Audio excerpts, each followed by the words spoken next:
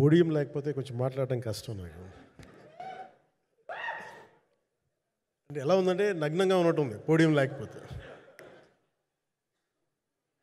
కొంచెం అందరూ మీరు దయచేసి వస్తే let me have an interaction. అంటే నా జీవితంలో మొట్టమొదటిసారిగా అంటే ఎప్పుడు చేశాను ఇంత, నాకు పొలిటికల్ ఇంటరాక్షన్ చేశాను కానీ మీడియా మిత్రులతోటి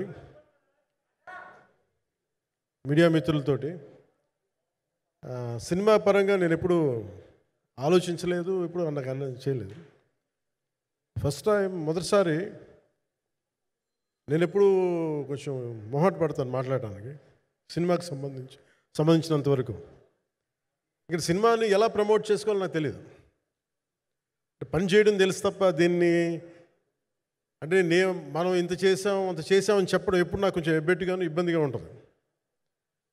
ఇంకా నేను చాలా యాక్సిడెంటల్ యాక్టర్ అండ్ ఇంకా గత్యంతరం లేక టెక్నీషియన్ అయిన వాడిని. నాకు నచ్చే సన్నివేశాలు, నచ్చే సినిమాలు చేసుకోవడానికి. ఆ పరిస్థితుల్లో ఇది నా మొదటి ఇంటరాక్షన్. ఇది నా పర్లేదు కూర్చోండి.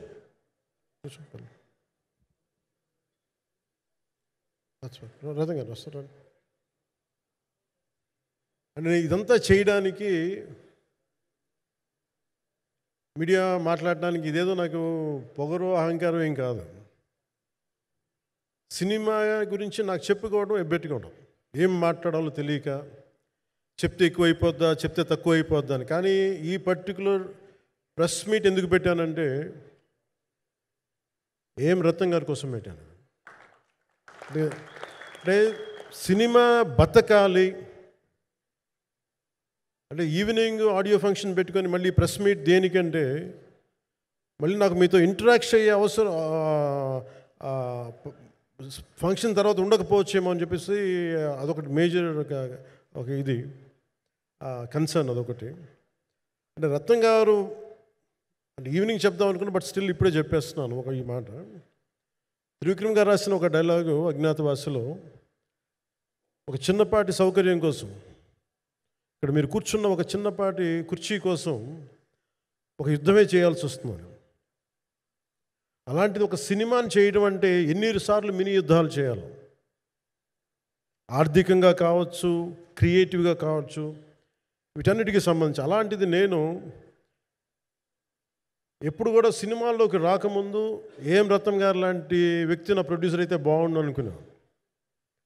భారతదేశానికి పాన్ ఇండియా సినిమాని, ముఖ్యంగా రీజనల్ సినిమాని జాతీయ స్థాయిలో తీసుకెళ్ళిన వ్యక్తి ఆయన.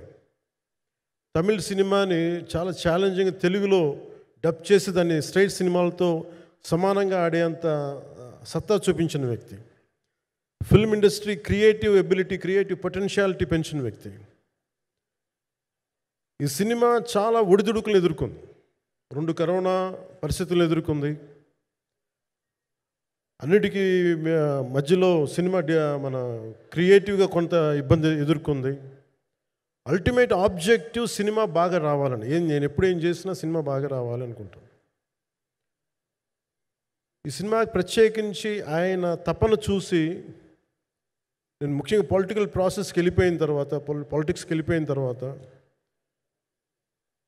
డైరెక్షన్ అని వీటికి దూరమై క్రియేటివ్ పార్టీకి దూరం అయిపోయిన తర్వాత, పాలిటిక్స్ నా ప్రైమరీ ఫోకస్ అయిపోయిన తర్వాత, మళ్ళీ దృష్టి పెట్టి సినిమా కావాలి మీరు చెయ్యాలని చెప్పి నా దగ్గరికి వచ్చి కోరుకున్నప్పుడు నేను ఎంత బెస్ట్ ఇవ్వగలను ఆ సినిమాకి అంత ఇచ్చాను. నేను అంటే నా బెస్ట్ ఇచ్చాను. అంటే నేను అంటే అన్నిటికంటే కూడా నేను ఇవ్వలేనిది టైం ఇవ్వలేను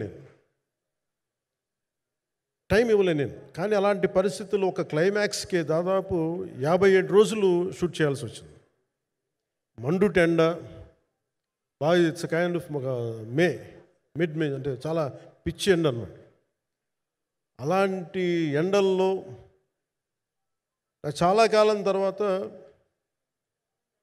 నాకు మార్షల్ ఆర్ట్స్, నేను ఎప్పుడో నేర్చుకున్న మార్షల్ ఆర్ట్స్, ఒక ఎస్క్రీమా కానీ, ఊషు కానీ, నేను నేర్చుకున్న సెల్ఫ్ డిఫెన్స్ టెక్నిక్స్ కానీ, యుఎస్లో నేను ఒక వర్క్షాప్ చేసిన జీత్ కండు ఇవి కానీ ఇవన్నీ ఈ సినిమాకి నాకు పనికి వచ్చినాయి. నాకు ఇవన్నీ వీళ్ళతో డిఫరెంట్ కొరియోగ్రాఫర్స్తో కూర్చొని ప్రత్యేకించి క్లైమాక్స్ పార్ట్ ఇది అందరికీ ఇన్స్పైర్ చేసింది.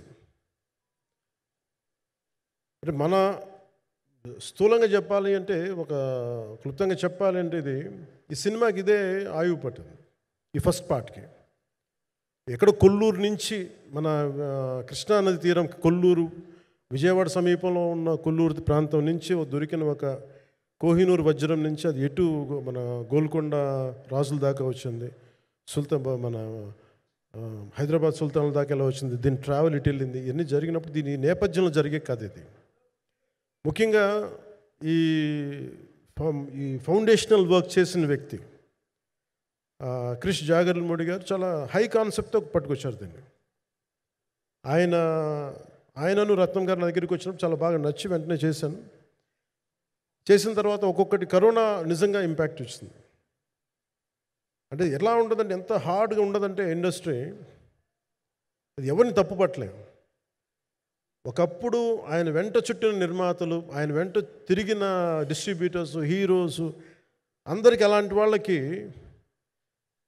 ఒక నిర్మాతగా ఆయన తపన పడుతుంటే నాకు అంటే ఆయన కోసం ఖుషి తీస్తున్నప్పుడు కానీ ఆయనతోటి ఎంత సౌకర్యం ఇచ్చారంటే, అసలు మాకు 1 month ముందు ప్రీ ప్రొడక్షన్ అయిపోయి నాకు అంత సౌకర్యాన్ని ఇచ్చారు.